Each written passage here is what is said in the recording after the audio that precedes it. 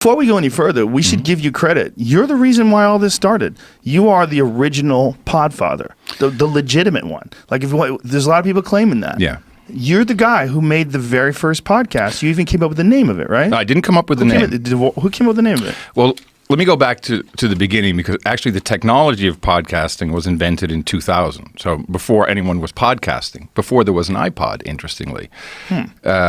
I was living in Amsterdam at the time, and I was working with Dave Weiner, who really invented blogging, and he had created this RSS syndication format. And he had software where you could blog, and then an aggregator, kind of like Google Reader at the time, and you could read blogs. It was kind of like a two-way communication thing. It was interesting, and a lot of people were starting to use it. And in Amsterdam, they had cable modems rolled out everywhere. And cable modems was sold at the time as always on internet. It wasn't fast. It was just fucking on. You didn't have to dial in, which was, oh my God, this is great. This was a huge improvement. You didn't have to kick someone off the phone line, all of that. Yeah. So the experience of multimedia was shit. Like, you wanted to hear a song or play a video, it was like click, wait, download, wait. It would probably download and then open up some kind of player, and then it was not an experience. There was nothing there that made sense. So, and I always wanted to broadcast on the internet. That's always been my thing from the moment I saw it. So I came up with this concept of the last yard. So what if you had a little thing running on your computer in the background that would know if there's something you wanted? Let's just forget the how it knows part. It would download it, and it would tell you that there was something new when it already had it on its local hard drive. So you remove the whole wait experience, because you don't know. You don't know that this computer's been downloading something you've wanted. It just tells you, oh, it's here, which is, it's not abnormal in media. The 6 o'clock news, most of it's produced before the actual broadcast. So I took this idea to Dave, and I said, we need to come up with something that can download a media file that I program somehow, like this is going to show up, and then it downloads it and only tells me when it's there, and I can click on it and it plays immediately. And it took some convincing. He didn't exactly understand what I was saying. He probably thought, fucking MTV guy, get the fuck out of here. In fact, that's exactly what he thought. And then I actually demonstrated to him what I wanted to do in his own software. And he said, okay, I'm going to do this, but only on the condition you never, ever, ever fucking use my software again, because that was horrible what you just did. And so we created the enclosure element in RSS. And so for 2 years, we were doing back and forth, like movie files and stuff, and click, and it would open up, and the experience was good, until I saw my first iPod. A friend of mine said, oh, look at this. I'm like, oh, this is the white one with the big click, the big wheel on it. That was a good one, right? They got hot after a while, like big hard drive. And I looked at it and went, this is not a digital Walkman. This is a fucking radio receiver. Because I had one. I had a Sony AM radio receiver, which is little solid state thing. I'm like, this is a radio. This can receive radio programming. And so I set about, again with my fantastic programming skills, to make a little application. And the iPod at the time, you still had to sync it to iTunes. That's how you got music onto it back in the day. And so you could put an MP3 file into a blog post, basically, but it was a special attachment, really. And so this program would just be looking all the time, is there something new, is there something new? Oh, there's something new, download it, then click, trip it so that it's synchronized to the iPod. And it worked. Now, not being a programmer, actually Kevin Marks, the guy who was working at Apple, sent me a version of the script that actually worked. That was helpful. And I set about creating a radio show, which we didn't have the name podcast yet. And I wanted to be able to talk to developers, software developers, who could create receivers. So we had iPodder, iPodder X, iPodder Lemon, all these different applications which kind of did the same thing.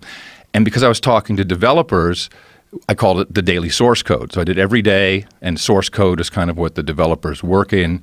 And I was really talking to them, like, okay, well, the guys over in New Zealand, they've created this version of the app, and it's really working well. And we discovered all kinds of crazy shit, like you subscribe to a feed, because no one had thought it through, it would try and download, everything you had in that feed all at once. So I was trying to download 50 episodes, and we still had kind of always on internet. So everything would crunch and die.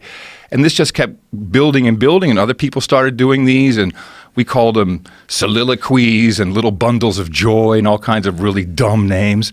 And the Danny Gregoire, a guy who was just listening, he said, "Oh, this is a podcast," and the name stuck.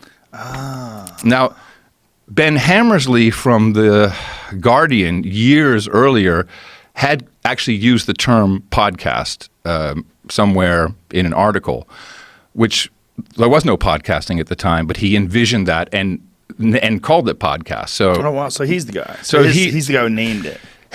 He used the term, but I would say Danny Gregoire really named what we were doing at the time. So, and that's when I didn't name myself the Podfather, but people started calling me that. And it just grew from there, and that went really fast. Before I knew it, the BBC was calling, and the interviews here and there. I'm like, holy shit, something's blowing up here. Yeah. And it wasn't until the big moment was I got a call from Steve Jobs. And he says, actually it was Eddie Q, who's the big man on campus there now. He says, can you meet with Steve? I'm like, let me check my calendar. Fuck yeah. So it was in, where's the D3 conference? Like San Diego, I think. Went there, and I met with him for an hour. And it was, wow. And I've met a lot of interesting people. He's a busy dude. My best meeting to date had been Quincy Jones, where I got drunk with him for an hour on a live radio show. Oh yeah, that was fantastic. And so here's Steve Jobs in the flesh. Now the first thing I notice is he's got a weird lisp that I'd not really heard before. Really? Yeah. It's just like, well, okay. So he hides it when he does those. Maybe when he's projecting, but he was much more personable. And it's just the two of us. But first he's mad, he's fucking pissed off, and he's yelling about, they fucked up Wi-Fi.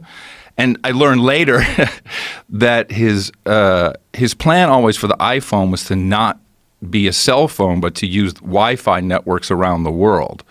And whoa. Yeah, and because Cisco or whoever had changed the way Wi-Fi works and the way the authentication works, that it really wouldn't be that seamless. But that was his vision. And, so I thought to myself, dude, you should probably calm down. That's going to make you sick. And then he was talking about, Eddie Q says, the RAA called and they got a problem with how we're able to, record sounds on the Mac, breaking any kind of encryption. And I said, that's actually kind of important because in order to record stuff, we're using like Audio Hijack Pro and all these different kinds of tools. And I said, Ma, I hope they don't do that because it's kind of important for production. And Steve went, fuck it, tell them to fuck themselves. This is tools our guys need. I'm like, oh, okay. And then he said, Adam, I'd like to put podcasting in iTunes. Are you okay with that?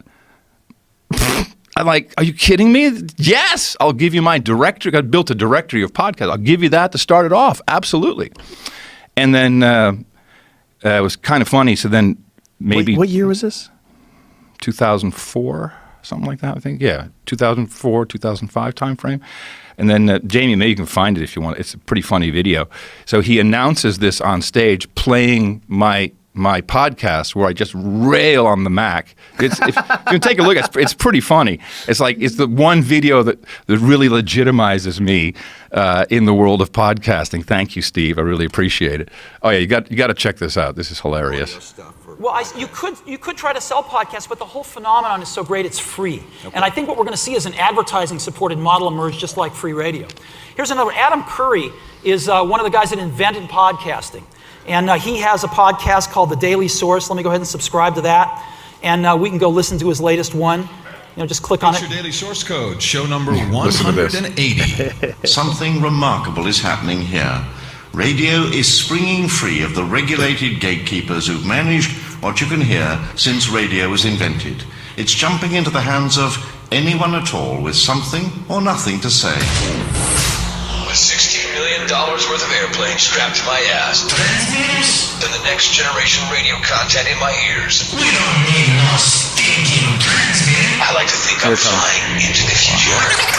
Podcasting is Adam Curry. That's right. It's show number 180, and it's Friday, everybody. Thank God. Power of your intellect. I've actually had to restart the show 3 times. My Mac has been acting up like a motherfucker. I don't know what's going on. I think it's something to do with the file system. Okay. He knew exactly what he was doing, bro. I'm telling you, he knew did it on purpose? exactly. Oh yeah, He had to. Oh, I'm sure he he knew what wouldn't he was play a doing. clip that he didn't know. I love Kara Swisher with her mouth just like, oh yeah, what's That's happening? hilarious. And then he sent me an email later, and he said, I'm going to introduce you to some people in venture capital, Kleiner Perkins, Sequoia Capital, which I kind of took as the thank you. And I went on to raise a lot of money from those companies to build my podcast network. What was the first? What year was your first podcast? The first one that you released? Well, so that was 2003, I guess. 2003. Wow. So what was going on before you? Was there anything? Was there any other? Well, people have been putting. We had real video and real Real audio, audio. if you Oh, remember. that's right, So I that was do kind of like remember the that. Yeah. low grade streaming stuff, and but this really made.